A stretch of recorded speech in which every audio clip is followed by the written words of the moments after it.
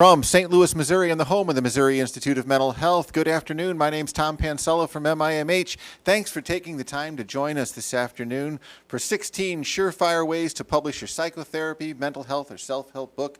I'll introduce our speaker, Dr. Rosenthal, to you in just a moment. Describe the screen real estate of what you're looking at right now. If you look off to your right, you will see a chat box. That's where you would submit any questions or comments, other concerns. Submit your questions at any time during the program. We'll hold off to the end of the presentation block to actually ask the questions on your behalf. But you can go ahead and submit those questions anytime. First time you type a question, you might have to give yourself a screen name, but you should never actually have to log in. So don't click the log in, just click say. Underneath the video window, you'll see that we're providing open captioning for those folks that need it. We welcome our captioner and thank you for your good work. Below that, you'll see a couple of links. One is to purchase CEUs. If you need CEUs for today's program, it's $15 a person. You can purchase through that link. We will send it to you after the program if we have your email address as well. We'll keep that link active. And below that, a link to Dr. Rosenthal's website, where you might be able to find a book or two of his. It's entirely possible. It'd be my guess anyway. So why do we have Dr. Rosenthal talking about book publishing? Well, he's the author of the best-selling exam prep book and audio program of all time, which is the special 15th anniversary special edition of the Encyclopedia of Counseling, and the special anniversary edition of the vital information and review questions for the NCE and the CPCE. He also authored the first ever human services dictionary. In 2010, all three of those titles were listed in the Routledge Counseling and Psychotherapy's top 10 hot list for the U.S. and overseas, and the encyclopedia took the #1 slot. His book, Favorite Counseling and Therapy Techniques, which became a publisher's bestseller, and the companion book, Favorite Counseling and Therapy Homework Assignments, include contributions from many of the top therapists in the world. Some of his other popular books include Not With My Life I Don't, Preventing Your Suicide and That of Others, Before You See Your First Client, 55 Things Counselors and Mental Health Providers Need to Know, Help Yourself to Positive Mental Health with Joseph Hollis, and his Therapy's Best Practical Advice and Gems. But he's also his book, Encyclopedia of Human Services, which is a master review and tutorial for the board-certified human services practitioner exam, was also just recently released. We are very glad. We tried to do this program about a year ago, and we're very glad that Dr. Rosenthal is able to join us today, and we welcome you to our floor today. Thank you. Thank you, Tom. It's great to be here. Now, when I lecture to audiences, the first thing I usually say to them is, how many of you out there would like to write a New York Times bestseller? And usually the hands go up all over the place. Well, I'll tell you something. Then I disappoint the audience thoroughly by telling them, I'd like to write one too, but I don't have a clue how to do it. It takes a lot of luck, a lot of talent, and it helps if you're dating Oprah, as in Winfrey. But I do know a tad about book publishing, including the fact that I've published right now approximately 10 or 12 different things, many of which are the leaders in the field. When we talk about book publishing in psychology, psychotherapy, human services, social work, self-help, the first thing I usually hear is, I got a great idea. I'm going to write a general general counseling and therapy book. Yeah, that's what I'll write. Folks, out of all the topics in the entire world, the general counseling, psychology, self-help, social work book is probably the least likely to get published. The only book that is even worse is when people come to me and say, oh, I know what I'll write about. I had a real interesting life. I grew up in South St. Louis. My mother was an alcoholic. My mother always liked my sister best. They always do. In other words, you're going to tell your life story. Well, guess what, folks? You can publish a book like that, but it is by far the hardest type of book to get published. Now today, here's what we're going to do. I am going to teach you more about book publishing than 99% of the population knows, because practically everything that neophyte authors do is wrong, dead wrong. first, let's look at what topics sell and what topics don't. If we go to the board here, I have the word positioning. And I want to talk about what changed my book publishing career. The thing that had the most impact on me was not a book on psychology or psychoanalysis or human services or even book publishing. It was a marketing book that came out in 1980 called Positioning, The Battle for Your Mind by Al Ries and Jack Trout. And the hypothesis of the book, I'm being a little simplistic here, was that the days of trying to create a product, and a book is a product, for everybody is the kiss of death. If you try to be everything to everybody, you're going to be nothing to anybody. So I want to give a few examples here of a bad idea and how to turn it into a good book idea. Let's take an example totally outside of our field so we can be totally unbiased. Let's say you were going to write a book on cars. That's right, cars, automobiles. Do you think that book would sell? Probably not. Total loser. Let's say you were going to write a book on Chevys, Chevrolets. Not a good idea, but a little better than cars. Let's say you were going to write a book on classic 57 Chevys. Slightly better idea. Best idea, 1957 Chevrolet Bel Air convertibles. Best idea. The more specific your idea, the greater the likelihood you're going to get the book published. So let's take a look at our field. Say you decided to write a book on rational emotive therapy. Not bad, but probably not going to get published. How about a book on rational emotive behavior therapy, REBT, for counseling teenagers? A little better. How about a book on REBT for counseling African American teenagers who have a disability? Best idea. The more you can fine-tune your idea, the better. Now, of course, you are cutting down on your market, but you are fine-tuning the market. Of course, you can get it too small. It's actually hard to do. If you want to sell sticks to vampire hunters, yeah, that's probably too small of a market. But for most people, the ideas that they come up with are way too broad. Fine-tune it. Look what's going on in society, okay? We used to have razors. Now we have razors for men and razors for women. We used to have deodorant. Now we have deodorant for women and men and athletes. We have walking shoes. We have jogging shoes. We have sprinting shoes. The more specific you can be, the greater the likelihood is you'll sell your book. Take my book, The Encyclopedia of Counseling, which Tom just told you has actually made it to #1 on the counseling charts. Okay, what is the intent of the book? Well, guess what? All it does is prepare you for one exam.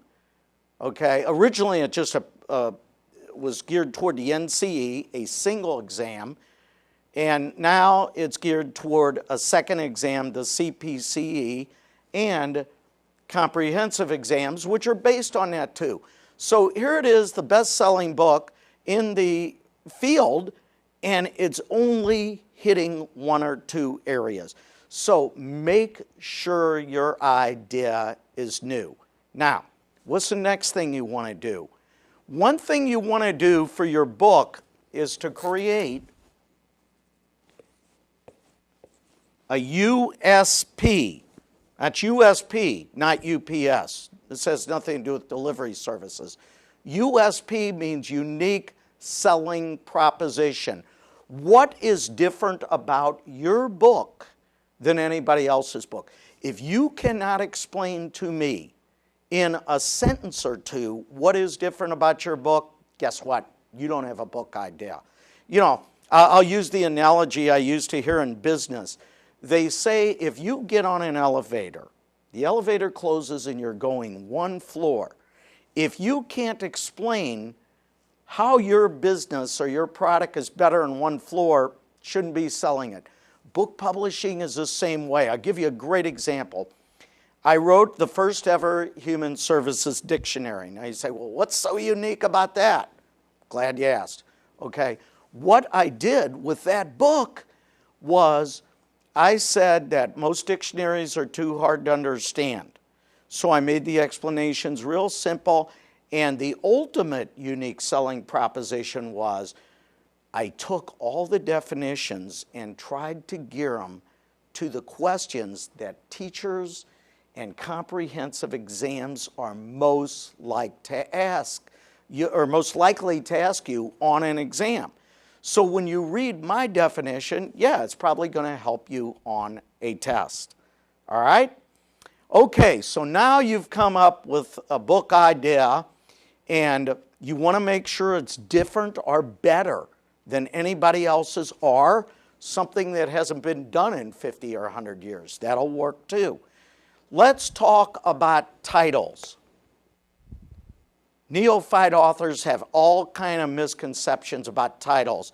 Number one, you do need a good title. Number two, will the book publisher use your title? Probably not, and that's a good thing. All right? Book publishers are much better than authors are at picking titles.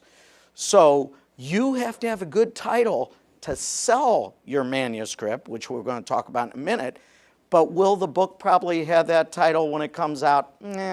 It might, but probably not. And again, that's a good thing.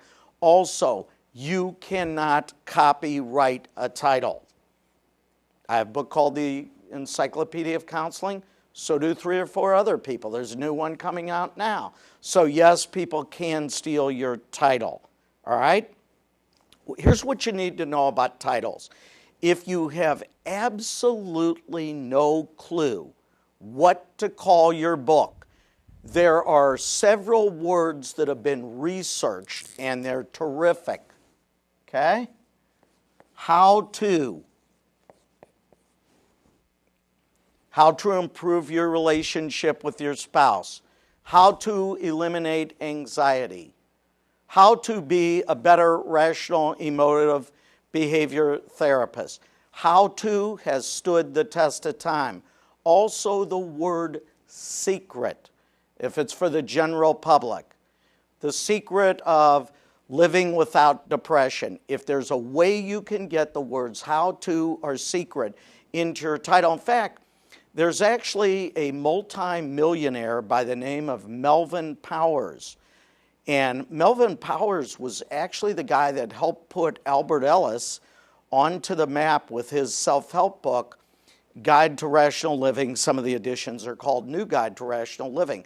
And with the exception of Ellis's book, which was very successful, practically every book that Melvin Powers has made millions of dollars off of has the words how to or secret in the title. Another really effective method, especially if you're going for the general public, but even for other therapists, is to use a number in a title.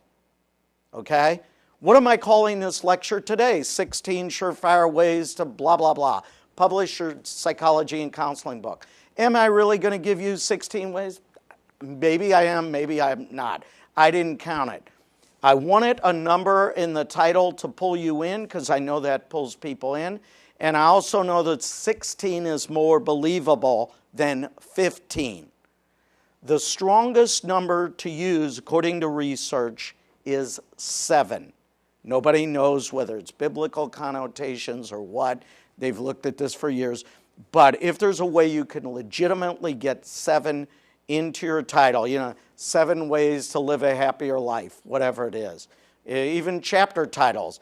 Do you know these 7 secrets of avoiding panic disorder? Very good to use a number. All right?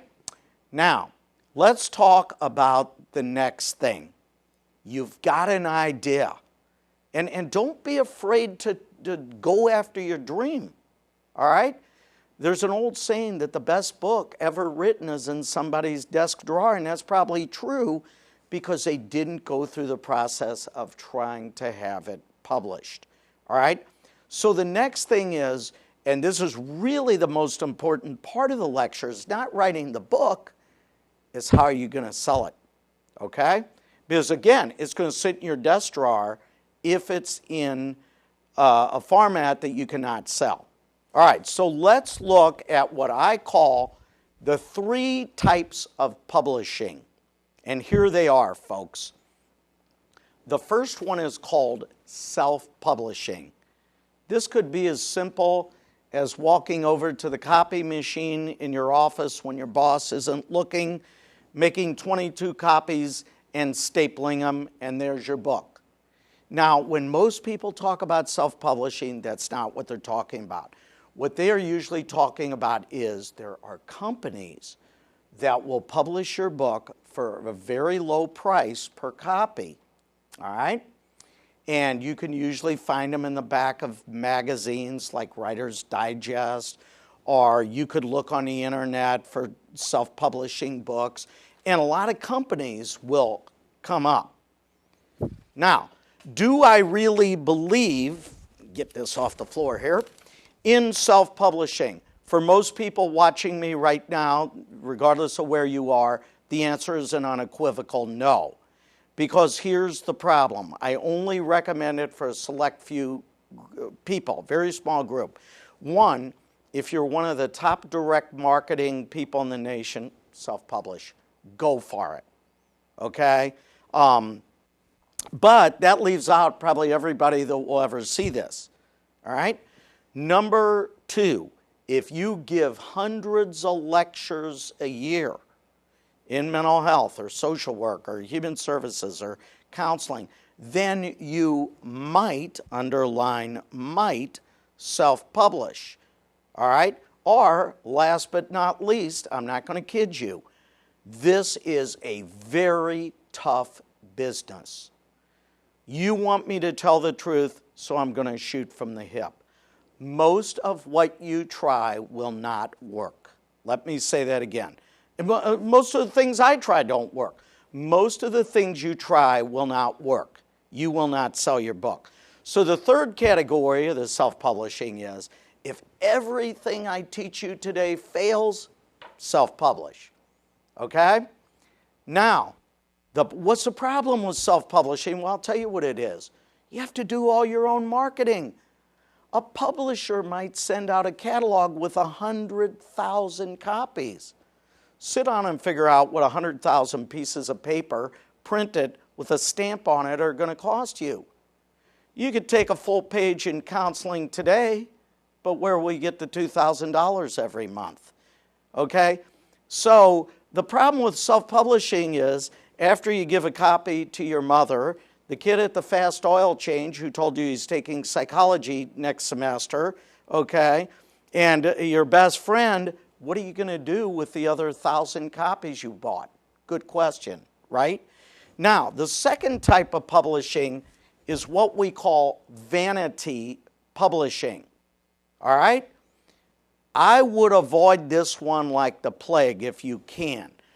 These are companies that will print your book for you, and they do make the books look beautiful. They look better than most of what you would see on the bestseller list. But the problem is, and even places like Consumers Reports and other watchdog agencies have said, steer clear of these vanity, they also call them subsidy publishers. So watch out for that. The problem is they usually do almost no marketing, and there's all kind of options. It's like buying a car. You pay extra for a 4-color cover, and you pay extra for your picture, and you pay extra for more expensive paper to bind the book with. So it's very easy to spend as much as you would actually spend buying a car or something like that. I know a lady had told me at a workshop, she, I think she spent over $20,000, and they sold 64 copies, as in 64. So that's not the way to go. The third type of publishing is what I recommend. It's called the real thing. Has nothing to do with Coca-Cola.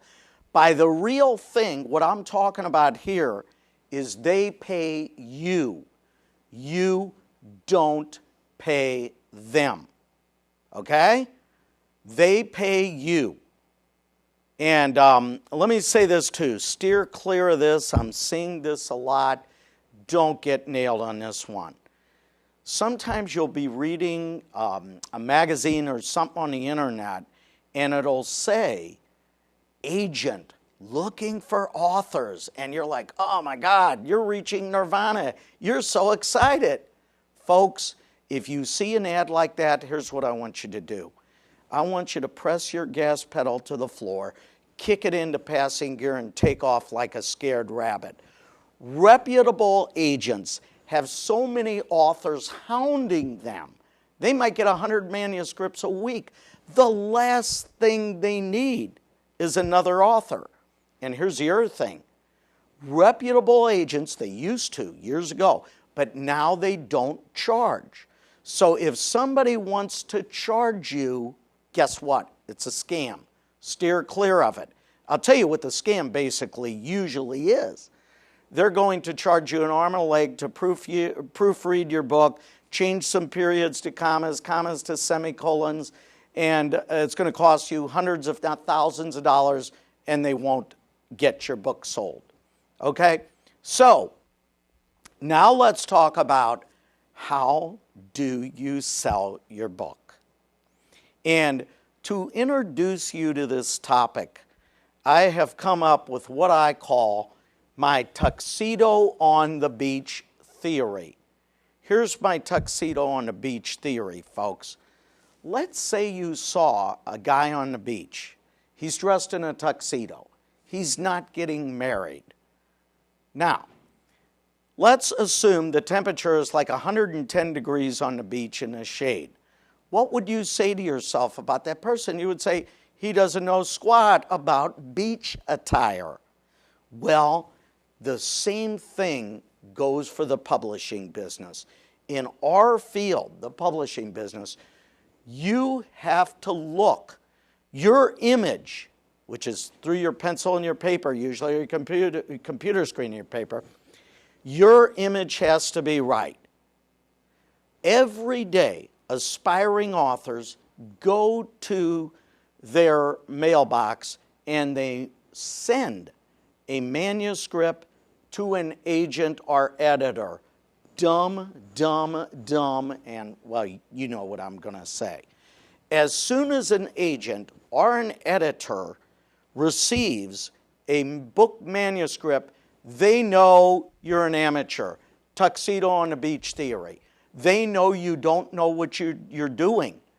And the penalty for that is, don't be impressed by this, they will send you a letter. Very often in the trade, we refer to this as a Dear John letter. And here's how it goes. Dear Dr. Rosenthal, thank you for your wonderful manuscript on reality therapy. It's a very good idea, but it just doesn't fit into our publishing plans. We hope to see your new book on reality therapy on the shelves very soon. Let me translate that for those of you who are new to this. Here's the brutal translation. Rosenthal, we have absolutely no interest. Sometimes they call it a Dear John letter. We have absolutely no interest in your book. Do not bother us again. Thank you. Okay? And even if they do tell you what's wrong, a lot of times they will. Don't say to yourself, oh, this is exciting, I can just add a chapter. No. Usually when you're rejected by an agent or a publisher, you're rejected. You get one chance, and that's it. They're not sending you the letter, so you will redo it. Now, what's the other thing that kills new authors? I will tell you what it is. I call it my second theory, the psychology of the pinball machine. Let me tell you what that is. If you're old enough to remember the old pinball machines, there were two ways you could win 2 ways you could beat that two-armed bandit. 2 ways you could win a free game. Now, the first way is very hard. The machine would say something like, if you amass 1,000,000 points, you win a free game. Well, the problem with that is it's really almost impossible. You can do it, but it ain't easy. The second way is by something the machines used to call matching. So they will put a number at the end of the game up on the screen. So say the number was 8. Let's just say that. And let's say you played absolutely terrible. You only got 18 points. Well, guess what? It ends in 8, so you matched. You get a free game. The guy next to you scored 700,000 points, but he still didn't score 1,000,000. He lost. Now, what does that have to do with book publishing? Everything. Absolutely everything.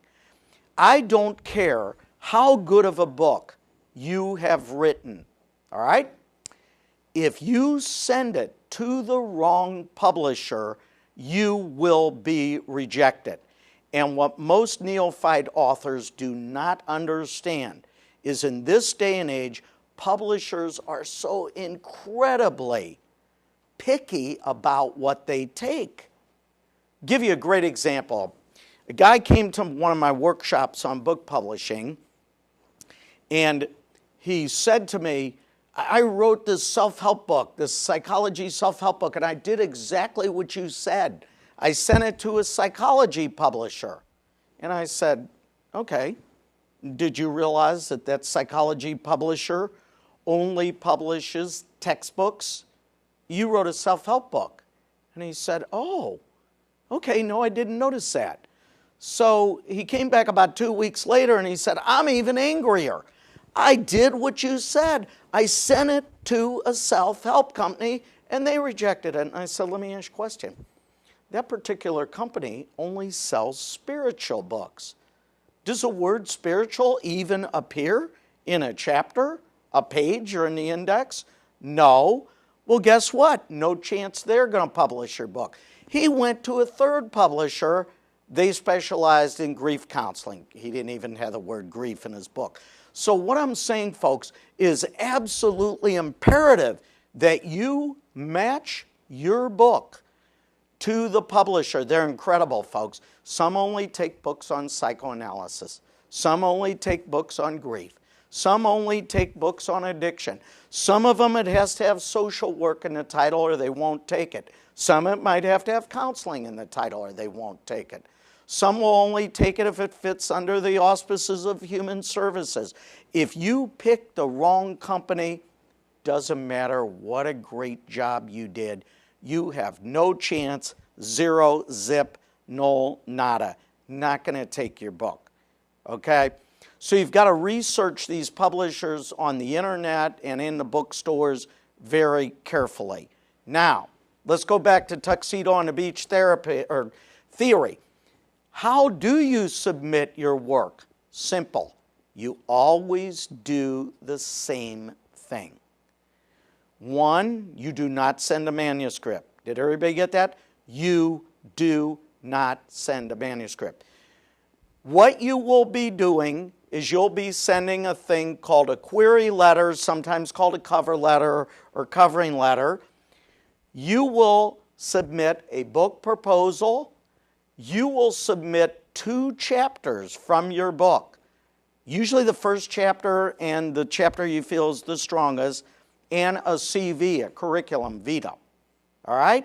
So let me talk about these documents just very, very briefly. We're not going to have time to go into them in depth, but we can talk about them. First of all, the query letter. What is it? I'll give you the best definition you'll ever see in your whole life.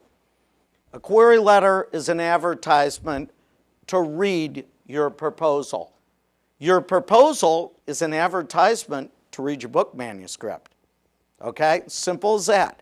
So what do you put in a query letter? Well, usually they are very short documents. A page and a half. I like to stick to a page. All right? If you have stationery, University of Missouri at St. Louis Community College, Harvard, use your real stationery. Never stupidly write something like Howard Rosenthal, nonfiction author. They know right away you're a bozo. They're not going to respond to you. And I say that because I get people that show me their stuff and they do it. Okay, if you work for an agency, that's great too.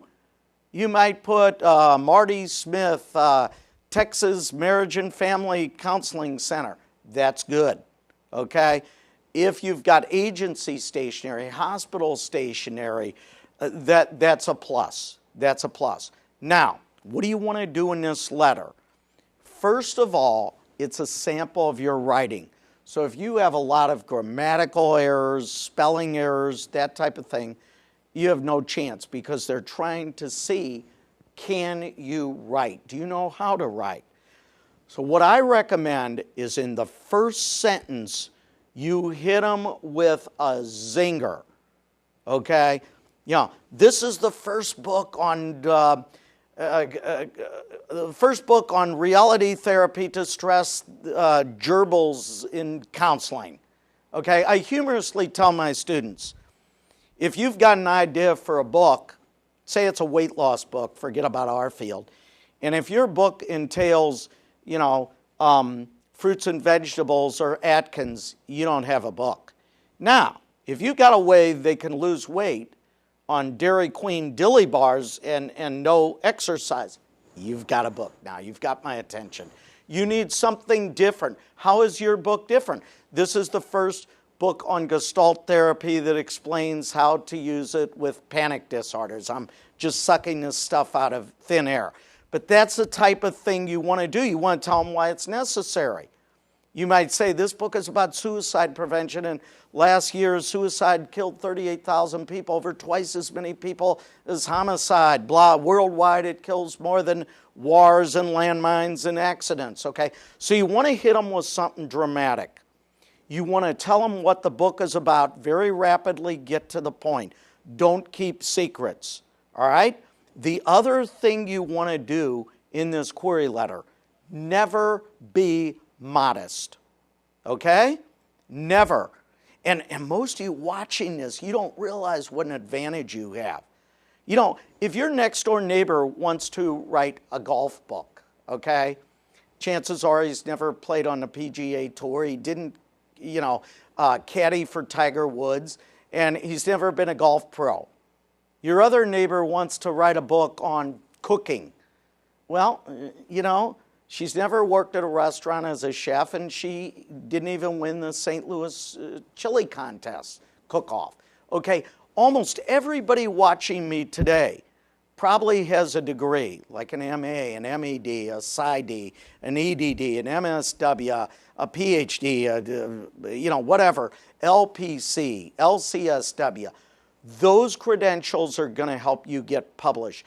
They like it when you are an expert in the field, okay? Also, if you've done lots of extracurricular activities, I call them, if you've studied with Albert Ellis or Milton H. Erickson or Jay Haley or Gregory Bateson, drop the lug in the letter. This is no time to be modest.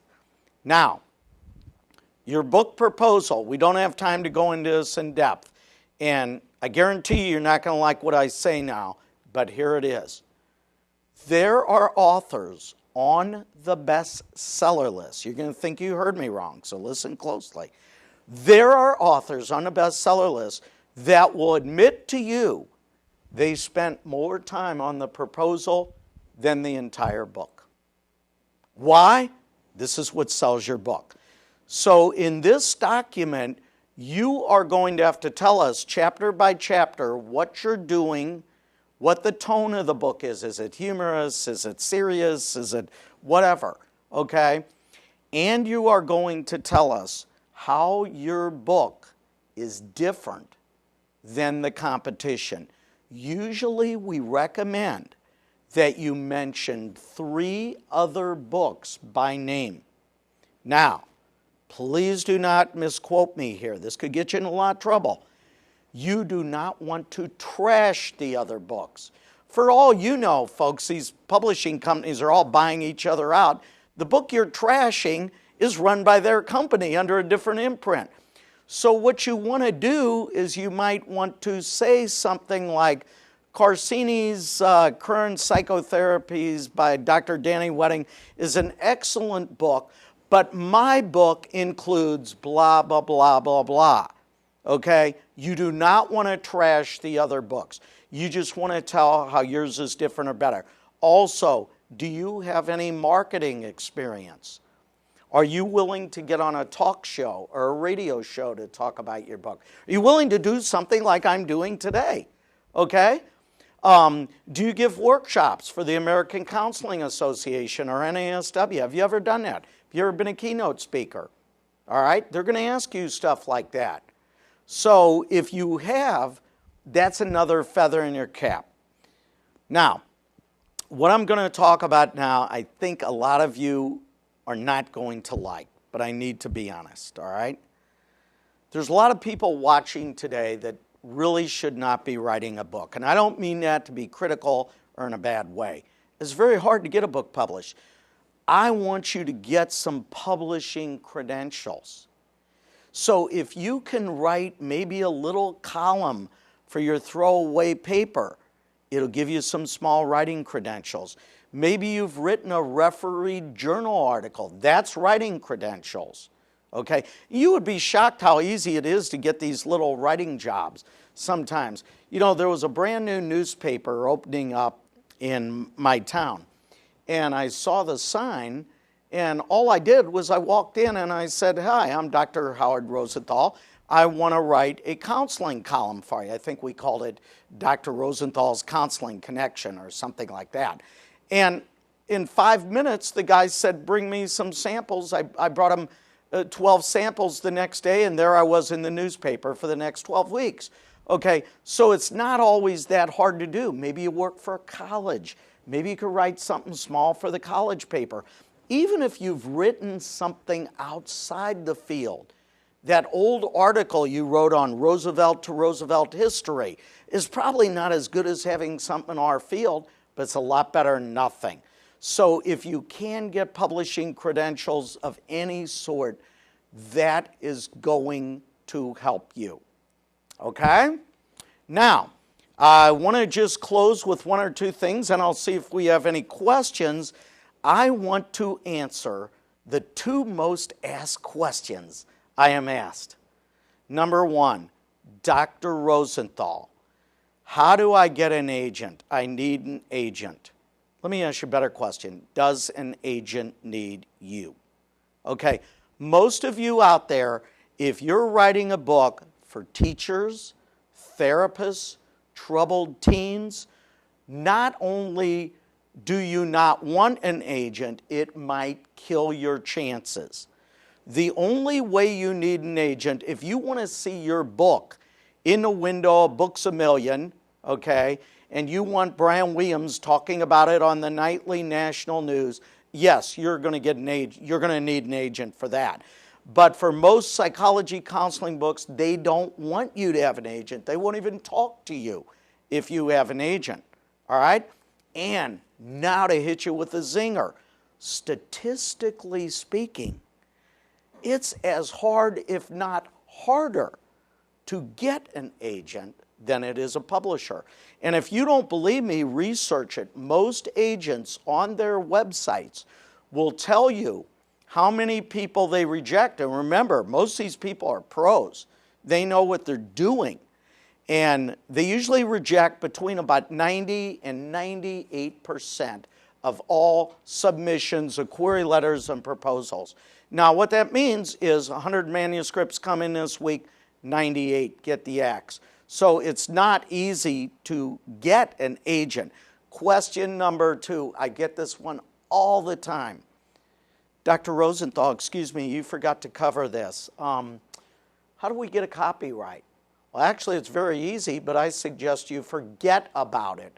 Most publishers in this genre do not want you to retain copyright, and should you have it, they will probably change it a little bit and take over the copyright. Okay? You know, there are exceptions. One thing I forgot to say earlier that's just so key to this whole thing. top name people in the field and celebrities do not do what I'm saying. But on the other hand, you could write the exact same book as Dr. Phil or Dr. Laura, right down to the period, and you couldn't give it away. When they publish those books, they're buying notoriety. They're buying a name. Okay, the rules for people like me, people like you, here's the rules. For celebrities, it's totally different. Okay?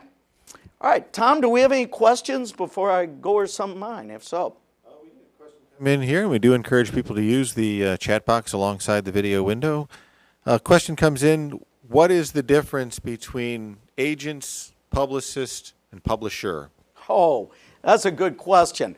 A publicist is somebody you hire or the publisher hires to get you publicity. So they might get you on a radio talk show, or they might get you on Rachel Ray's show or something like that. They're getting you publicity, okay? An agent, when you hire an agent, his job, you're still going to do these two documents. His job or her job is to sell that to a publisher, because some of these trade publishers that sell millions of books, okay, they will only buy through an agent, not through an author, okay? Now, an editor, which I call an editor, it's really the publisher. The publisher will have different editors.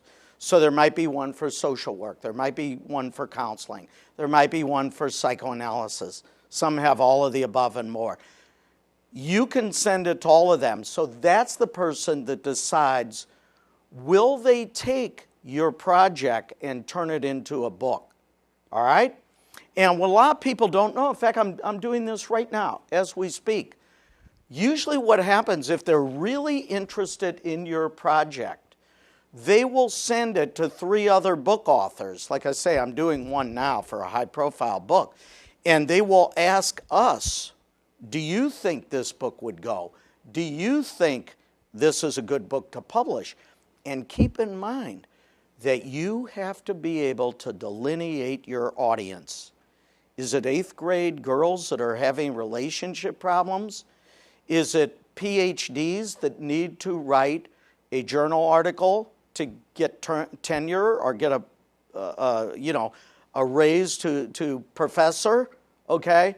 Who is your audience? You have to be able to target that audience and fine-tune it. All right, Tom, anything else there? Mm-hmm. What's the biggest piece of advice you would have for beginners or first-timers, first-time writers? Okay. Be humble. You're probably going to be rejected. All right? I could give you so many stories where books on the bestseller list were rejected 40, 50 times. If you believe in your product, go for it. But here's my real answer to piggyback on that. That's an answer. But here's one that's a corollary to that. Make sure you understand, how is your book different? How is it better? Now, for example, a lot of people come to me and they want to write a book about their own life. And I made fun of that at the beginning. There is a way you can get around that. If you can relate your life to some psychological principle, like maybe, this was my life and I overcame hair pulling, or this was my life and I used this unusual strategy and now I'm panic attack free, or this is how I got out of intimate partner violence, then you might have a book. But you can't just say, I grew up in South St. Louis, my mother liked my sister best. Everybody thinks their life is interesting, and the publisher really doesn't care about that. Keep in mind that publishers and agents are interested in one thing, making a profit. So are you ever afraid when you're giving a talk like this that you're actually encouraging your own competition? Why are you doing what you're doing now? Why? Oh, that's a terrific question. Whoever asked that, I want to commend. The reason I'm doing this is when I wrote my first book, I had lectured to 30,000 people on suicide prevention at the time. Now I've lectured to over 100,000 people. Every time I would go speak in front of an audience, I would be asked the same question, where's your book? Where's your book? Well, I didn't have a book, okay? So I wanted to write a book. And somebody knew a psychologist that wrote a book, and I called this guy, and he didn't give me the time of day. He said to me, look, you're not going to get rich off of it. Why do you want to write a book anyway? And I made up my mind on that day that if I ever cracked the system, if I ever beat the system, if I could ever get a book published, I would share everything and anything with everybody to try to help you get your book published. In fact, interestingly enough, at the same time, an attorney who is a friend of mine was writing a religious book, and he went everywhere.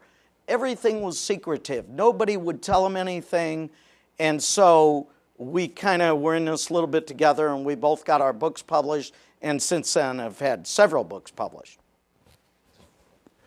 Are there samples of the query letters or the proposals in any of your books, or where can you find samples? No. You can find some samples on the internet, but you know, people are really secretive about this. You probably find more out about their sex life than their queries, all right? That's how it goes. Now, there are some books that are good. A guy by the name of Jeff, I think it was Jeff Herman, wrote a book called something like 11 Proposals That Sold and Why. And it's excellent. It does have some of the top books off the bestseller list.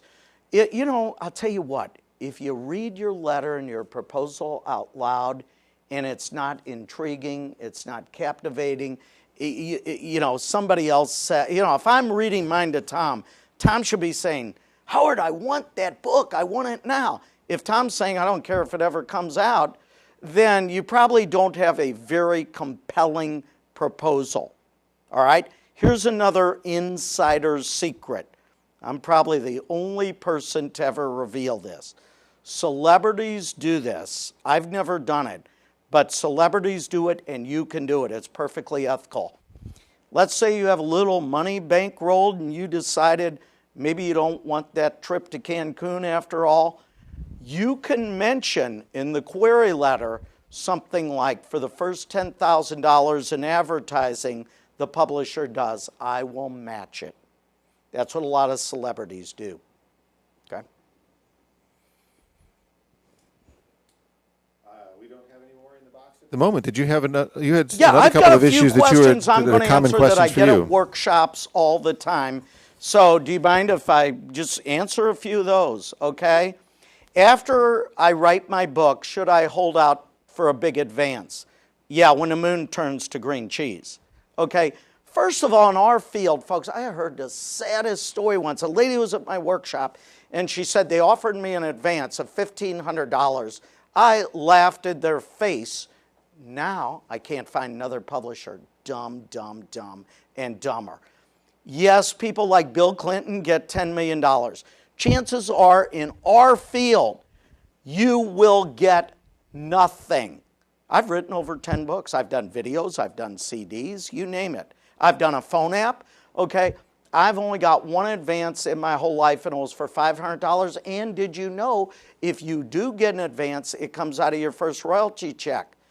Did you also know that a lot of book publishers, here's something you don't hear, even in most books, they want to recoup the cost of printing this book. So not only won't you get an advance, usually if you read the fine print in your contract, it will say something to the effect of, for the first 400 books, or maybe 600, you don't get paid anything. So your first royalty check could very easily be a big zero. And here's the other thing. I humorously say to audiences, how many of you think you'll get rich off your monthly royalty check? Then I chuckle, because most big publishers in our field pay you twice a year. I had one only paid once a year. We did get a couple more questions that came in here. So how should the pricing of the book be determined? Do you have any say in that? Oh my God, I love that question.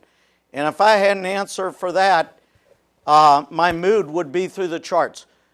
Yes, we do make suggestions, but that said, they change the price of our book without asking us. Translation usually increase the price. I know when somebody writes me to complain or emails me or calls me, you can make suggestions, and sometimes they will listen. So I will say to them, say my book, The Encyclopedia of Counseling, I've said this to them, we should keep it under 75 because I have a competitor that charges 75, all right?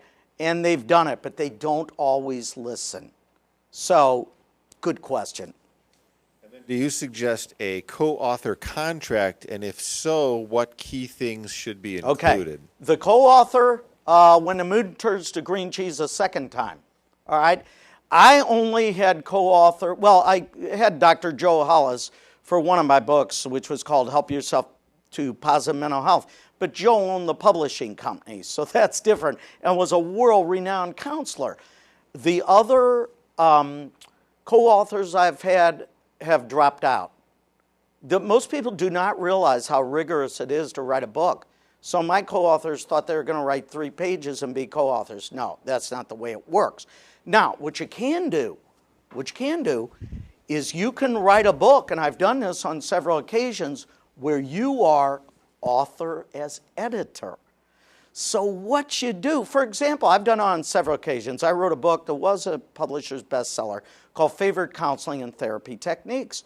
And what I did was I had people in the book like Albert Ellis, William Glasser, Dick Bowles for career counseling, Ed Schneidman for death studies, okay? I got the top people in the world to contribute, all right? They're not co-authors. They're just contributors. And they usually do have to sign a piece of paper saying that you can use their work. Now, if those people charge, generally you're responsible for that, not the publisher. They're pretty frugal, folks. Also, if you use a graph or something, I'll give you a simple example. Y'all had to take statistics in school. In one of my books, I have the normal curve. You can't put the normal curve in your book. You can if you want to pay for it, like I did. It's owned by ETS, Educational Testing Services. So practically everything right down, seriously, I'm not being facetious, to the Mickey Mouse jingle is owned by something. And again, don't count on your publisher to create it. Also, if your book requires an index, you can either create it yourself or the publisher will create it and charge you in most cases.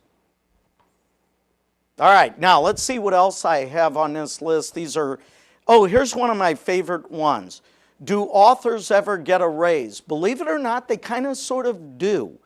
What most publishers in our market do, in the psychology counseling type market, is they'll say something like, for the first 1,000 or first 8,000 copies, something like this, you get 8% royalties. The next 10,000, you get 10%, then 12%. So in a way, you do get a raise, but realize this, folks, this is the thing about the publishing business that I've been the most disenchanted with. They put almost all the effort into your book the first year. If it doesn't go in the first year, my Encyclopedia of Counseling is the distinct exception. It took a long time to get going. But most of the time, they put all this power into it the first year. If it doesn't go, I kid you not, you'll be lucky to find your own book in the catalog. It'll have an ISBN number this big, and maybe the title won't even have a description. So a lot of authors are very disappointed at how little publishers do to publicize your work. Okay? Any more, Tom, before I go on? Or? No more. I've probably got time for 1 or 2 more. Okay. All right.